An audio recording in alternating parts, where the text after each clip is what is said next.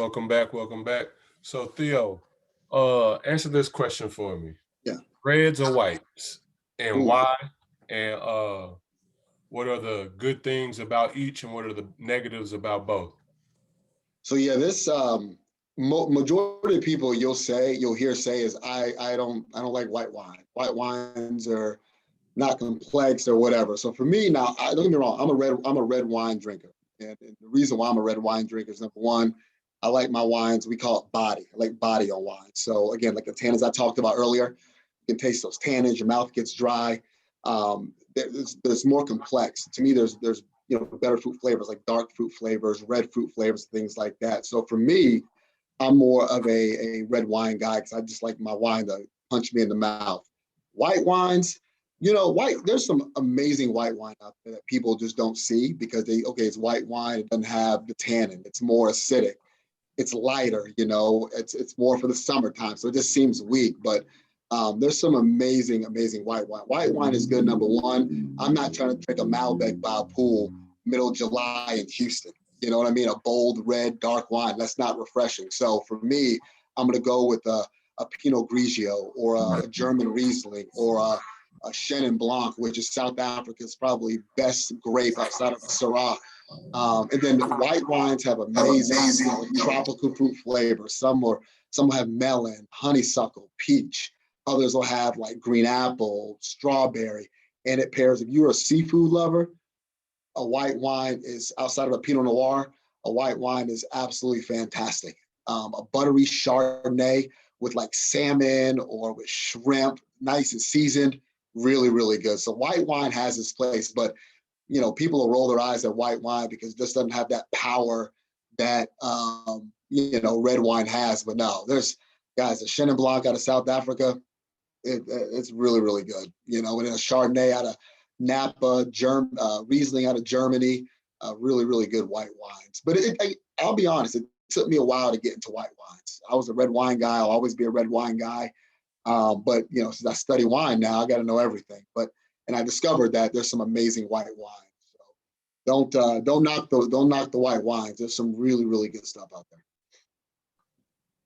Yeah, that buttery Chardonnay is actually one of the ones that I got put on. It was a white guy, like I was telling you before we started, and and he was like, "I pay for it." It was like $30-some just for like a 10-ounce pour, and it was actually good. So I like a good white wine myself.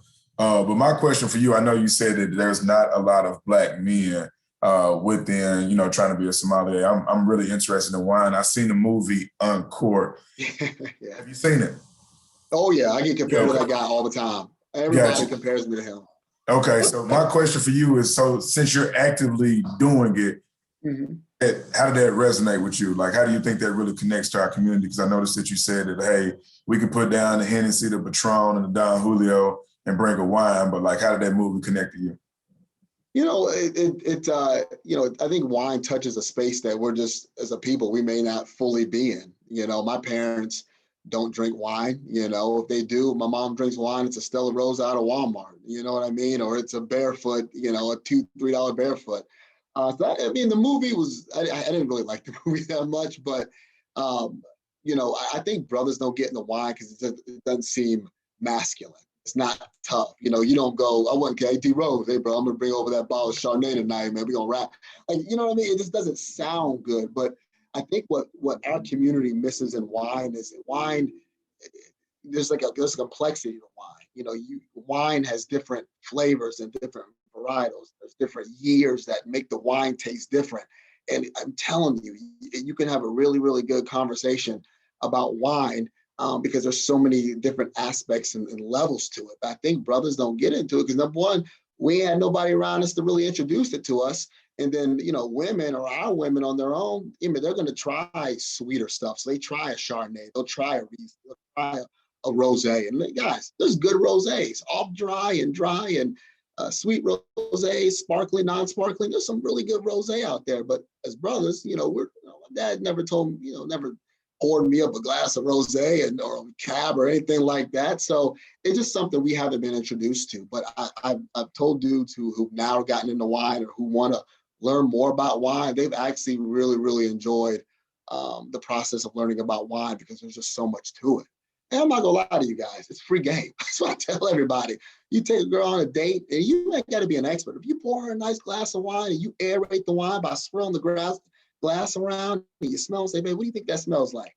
And she said, "I don't know." And you can smell the wine and break it down to her on what it smells like versus what it tastes like. Why does it taste like this? Why did you cook this meal? And why does it, why is this going to alter the taste of the wine? It's free game.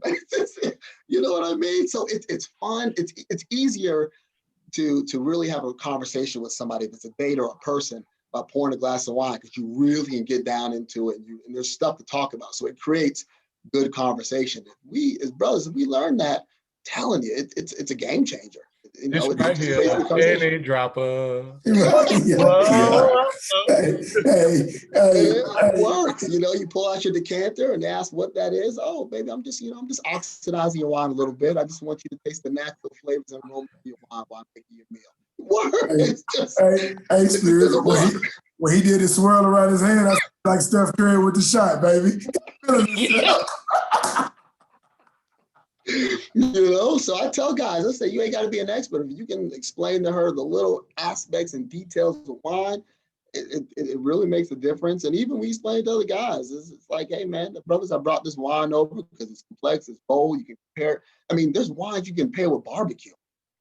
Like a good Zinfandel goes really, really good with barbecue. So like pork or like ribs or like pork ribs or beef ribs and stuff like that. So you can bring a bottle of wine to a barbecue and they can pair with well a barbecue. So wine is so versatile. So again, in my opinion, why I think a lot of brothers aren't in it because wine doesn't seem very masculine. But once you really get into wine and you study wine, you're like, damn, it takes a lot to make this. Man, this, all these wines don't taste the same. It kind of changes your perspective a little bit. And when you realize a woman loves a brother that talks about wine, changes your perspective too. So hey, I do got to give credit to Woods and Rose.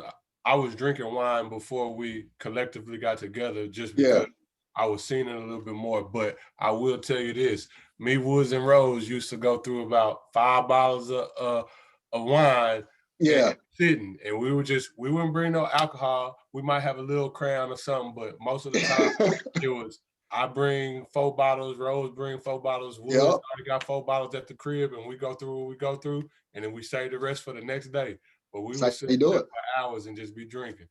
That's how you do it. Wine drunk is a different drunk too. You're gonna hurt the next day. So I highly suggest a wine hangover is like somebody took a brick and just beat you over the head with it because your head is throbbing from that wine because the sugar in it and stuff like that, and it just beats the hell out of you. So yeah, you're gonna drink a lot of wine, please make sure you drink some water, take some Advil, aspirin, because I've been wine drunk plenty of times and it is no fun at all.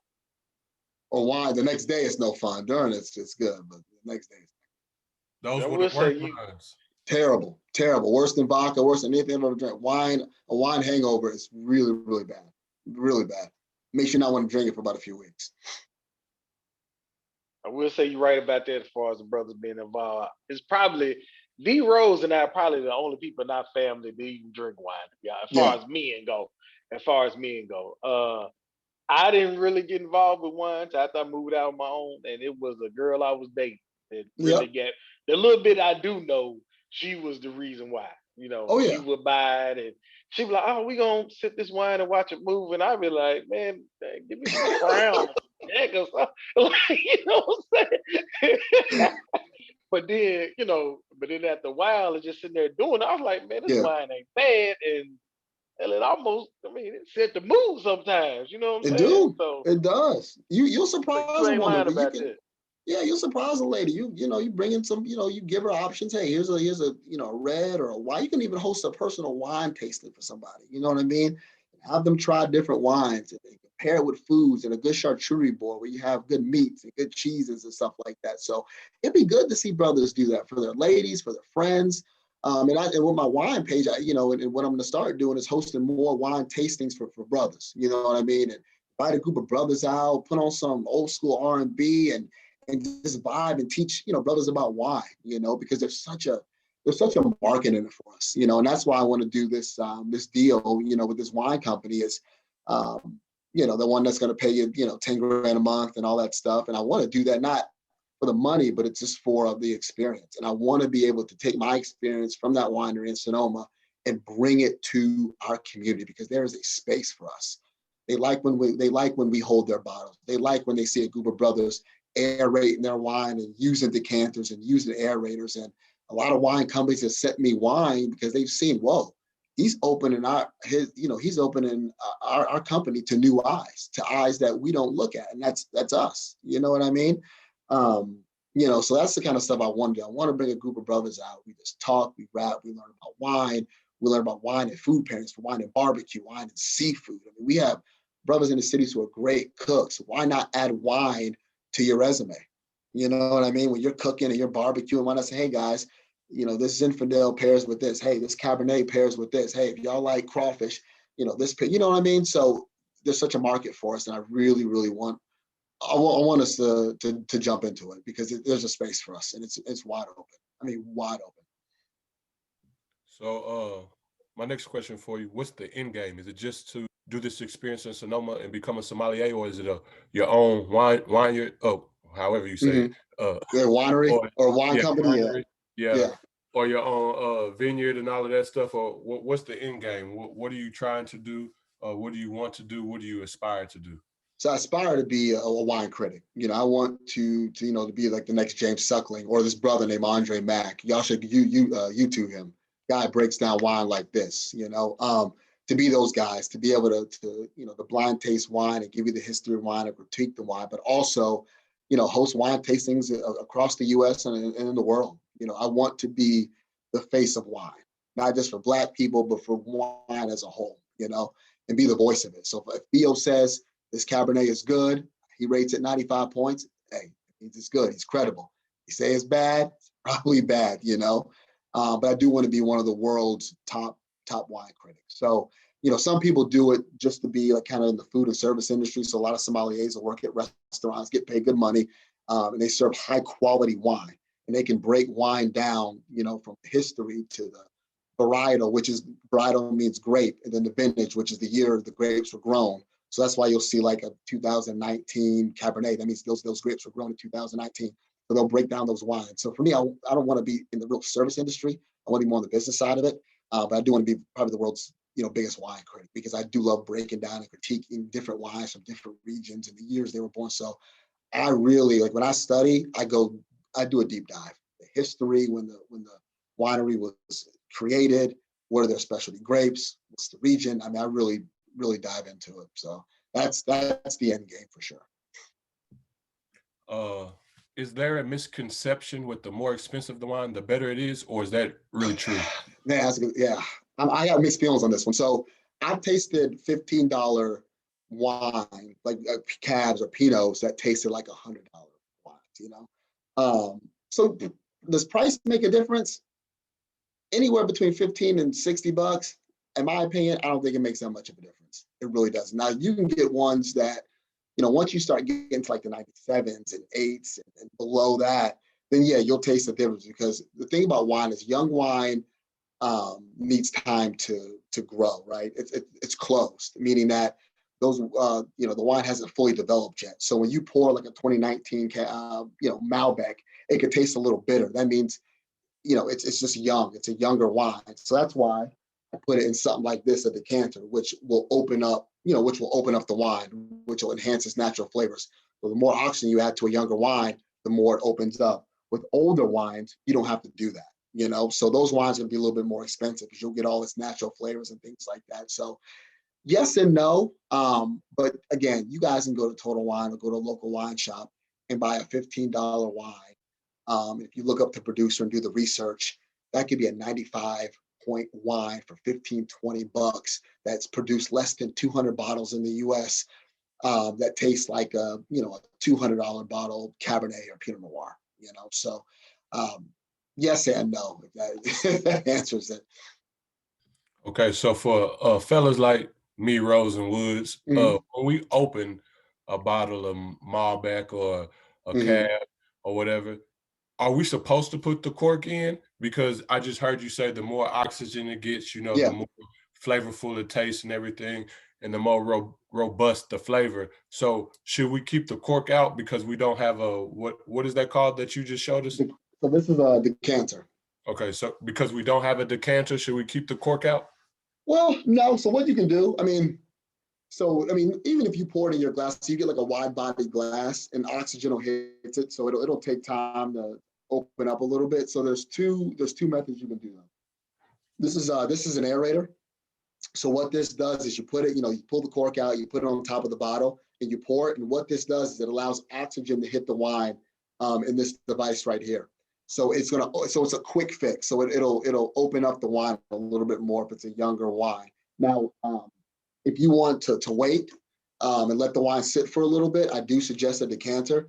So normally I'll pour the bottle in here. So like a Pinot Noir normally takes about 30 minutes. So you let it sit for about 30 minutes, let the wine open up a little bit, and then you can start drinking. So I would use one of those two. Now that's the bougie way. Now some people just pour it in, drink it, which you can do, but me, I want the full experience. So 90% of the time I'm using this. If it's something like a Bordeaux blend, which is a kind of high-end French wine that you're supposed to age, I'm going to put it into a decanter because those are made to age, meaning that it's going to take a while for it to naturally open up. But you pour it into the decanter, you can get more out of the wine. But this right here, you can get these off Amazon between $5 and $15.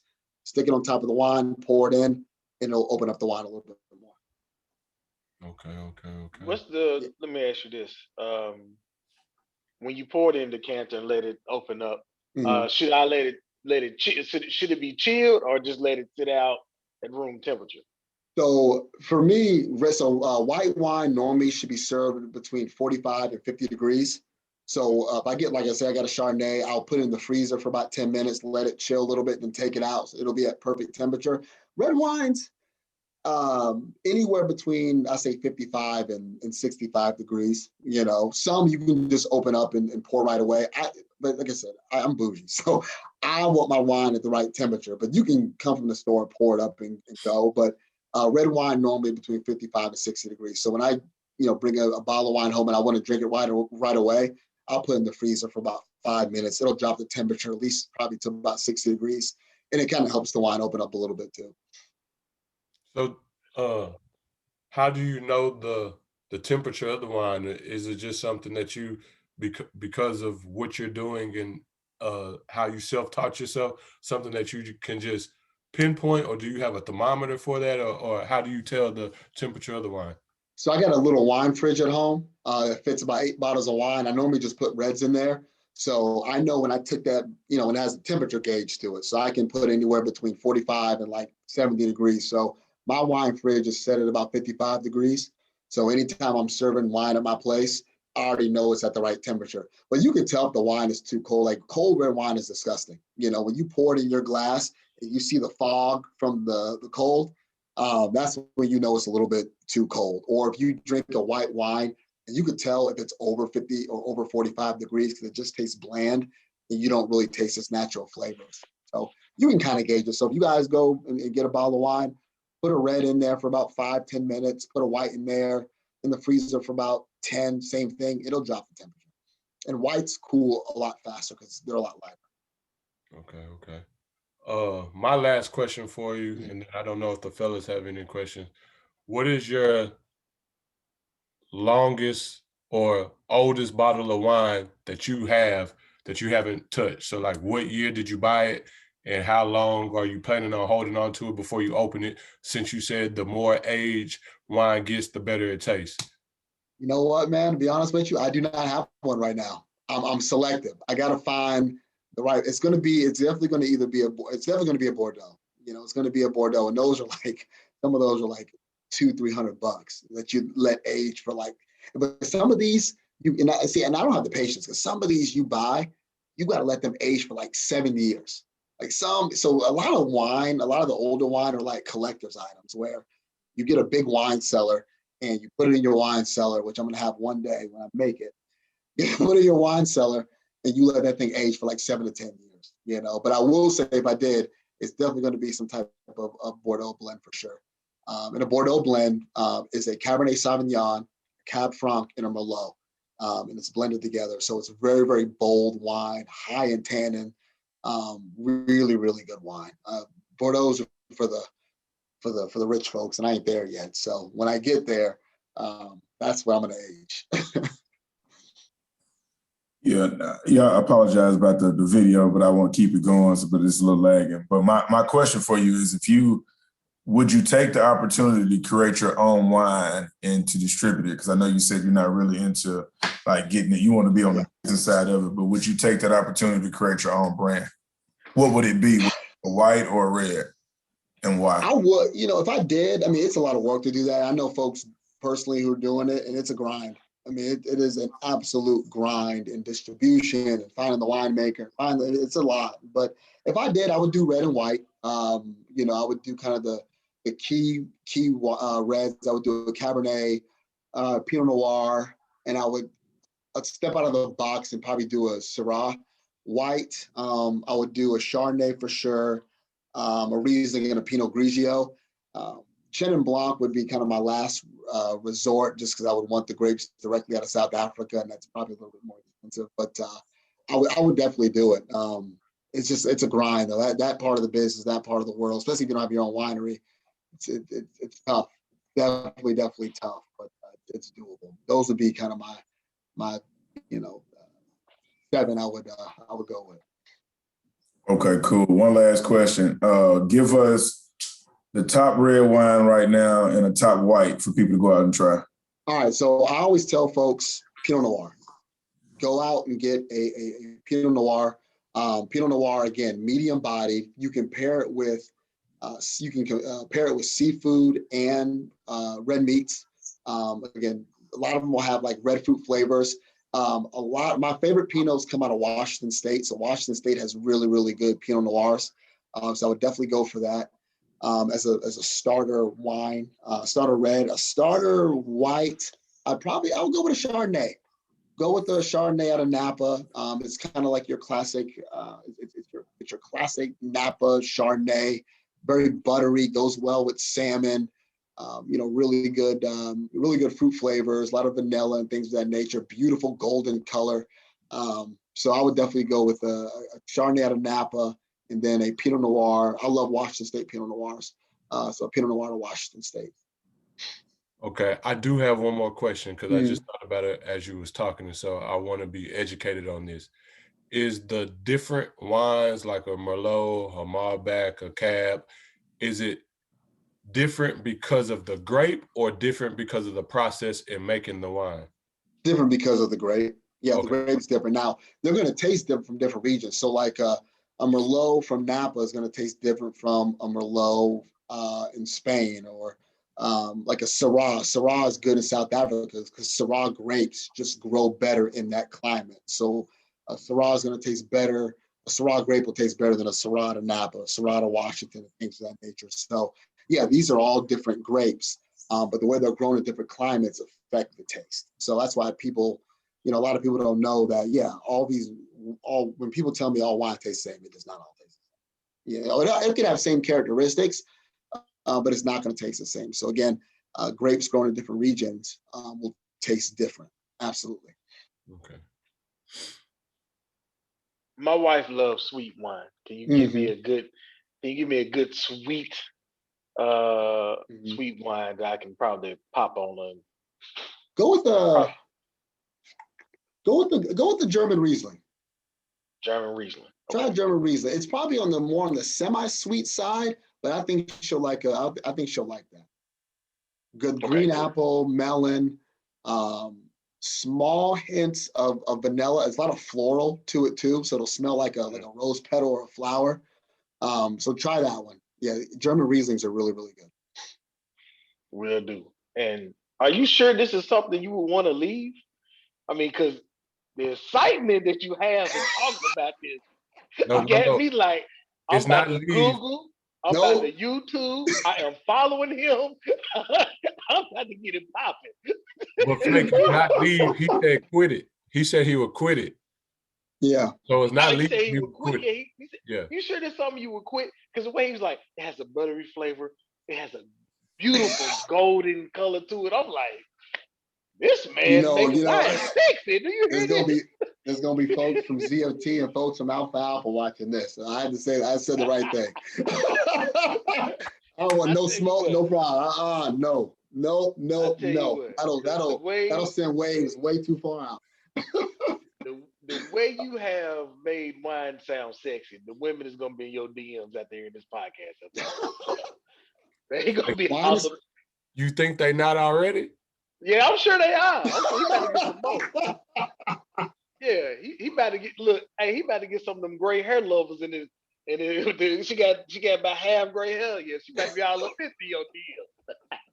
I tell everybody wine free game. It's free game. I tell brothers all the time, when she come over, don't serve her don't serve her no mix, no Hennessy or Crown or vodka, tequila. You know, I love tequila and I love Johnny Walker. I like whiskey. I'm a whiskey tequila guy. But I'm telling you, when you can come over, pour her a nice Pinot Noir, say, baby, I'm just a kid. What is that? And then most of them ask you, what is that? I don't know what that is.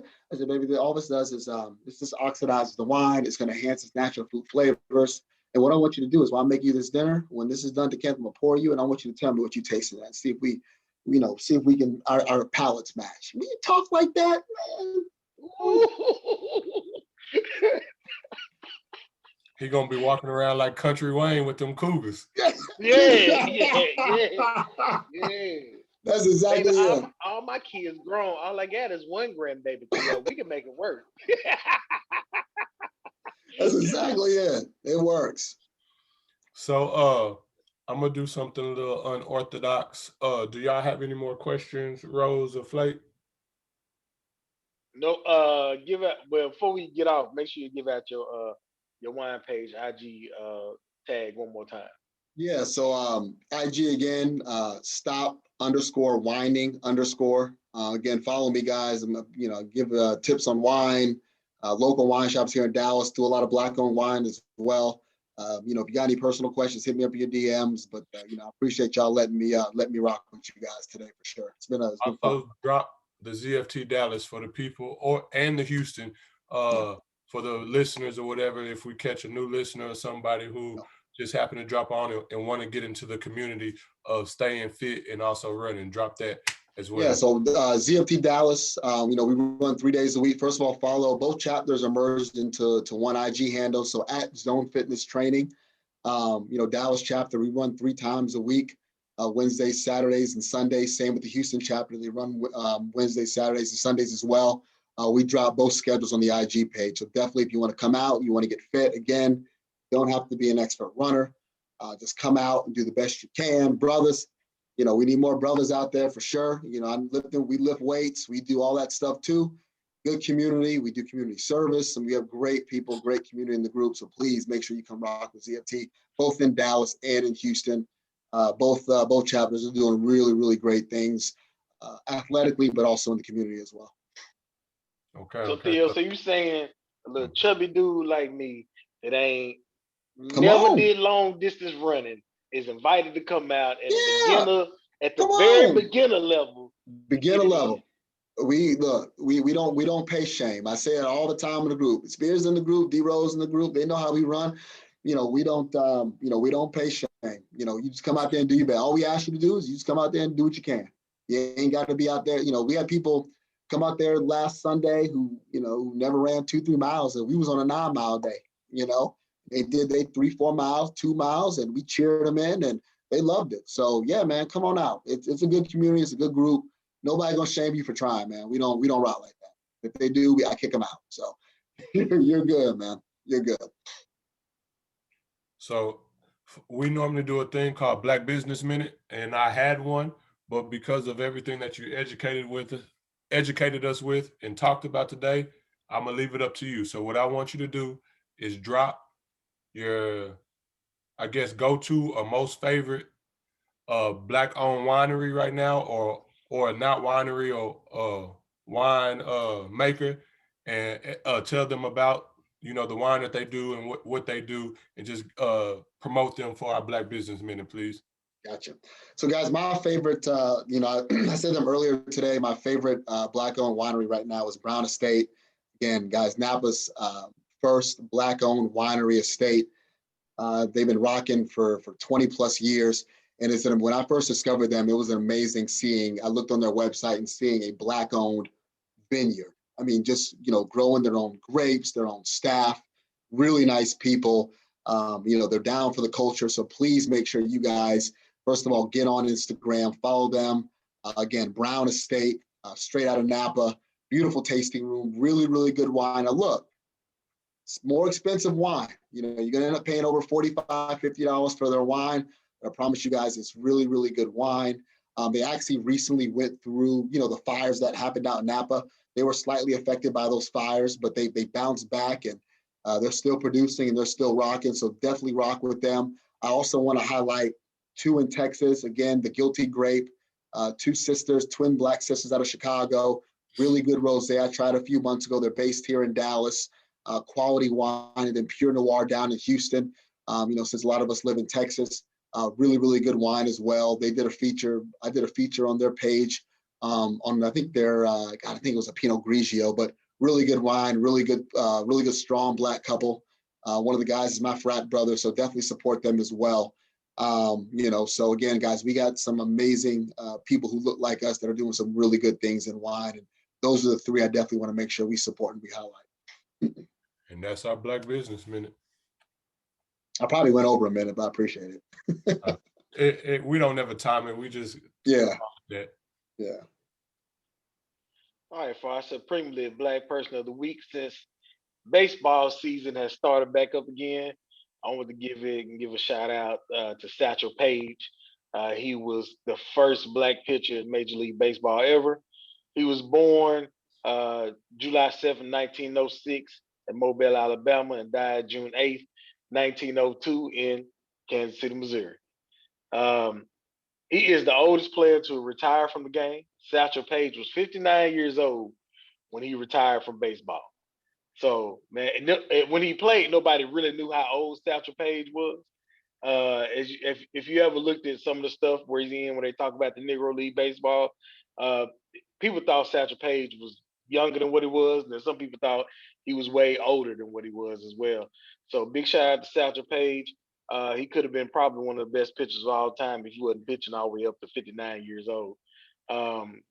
He played for several teams. He played for the Chattanooga Black Lookouts, the Birmingham Black Barons, the Baltimore Black Sox, the Cleveland Cubs, the Pittsburgh Crawfords, the Kansas City Monarchs.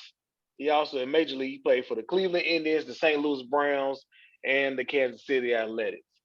So big shout out to Satchel Paige. He's also in the Major League Baseball Hall of Fame as well. Now, Flake, you said he was born 1906.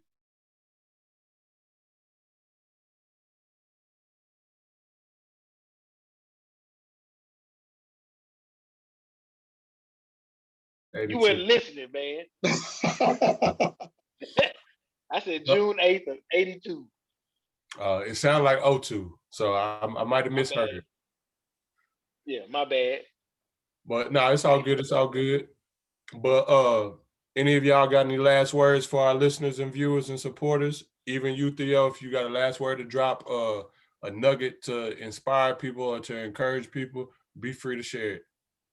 Just go with your passion. There's something you're passionate about, even if there's nobody that looks like you in that space. My thing is go and take over that space. I want us to take over running. I want us to take over wine. So you're passionate about something and you're on an island by yourself trying to do it. Hey, take that thing over and bring everybody over with you once you master it. So just pursue what you want to pursue and don't be scared of doing it. Either you're all in or you're not in. That's kind of how I roll. So I don't have any final words outside to drop the liquor bottles and get on some of that wine and there you go. Yeah, I'm about to get on this. As for me, I'm just gonna say, don't be closed-minded.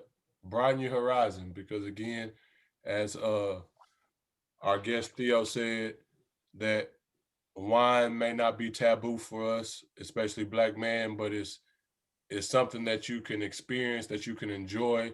And again, you get multi-layered taste and flavors from wine.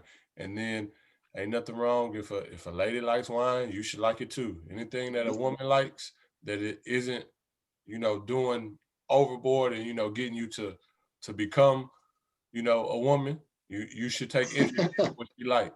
So I just say broaden your horizons, open your mind, and don't be closed-minded. Yeah, I told y'all the first time I drunk wine because of that. I'm telling you. Yeah. But no, thank you, Theo, for joining. I said Leo, but thank you, Theo, for joining though and providing a different perspective. I think it's dope. As that's why I was really involved in this conversation. So I'll be hollering at you because I am trying to be like a beginner stage of sommelier, just to kind of do like some of the private events. I do. Yeah, come on, we need it. Yeah. We need more brothers, man. I'm telling you, I need more brothers. The ladies are killing it. They doing their job. Now it's our turn to help them out. Yep. And then also to the fellas listening and everybody else, Hennessy ain't dropping no new flavors, so you might as well get on the wine. Man, you hear me? Yeah. I like how you said that. That's good. Yeah. Hennessy lemonade ain't bad though. I used to drink Hennessy lemonade. You're right. That's all I have, bro. Now watch Hennessy come out with an orange Hennessy because they got the watch come out with an orange Hennessy or purple Hennessy or something. Hey, we gonna know they listen. Hennessy wine. Don't need that check. Right. You're right. Well, go ahead and close us out, Flake. Well, for all our women out there, put your crown on, tilt that thing to the side, let them know you are a queen. For all our kings out there, put your crown on, tilt that thing to the side, let them know you are a king, and we're not 3/5 of anything. We are supremely black, and we out. Jeez.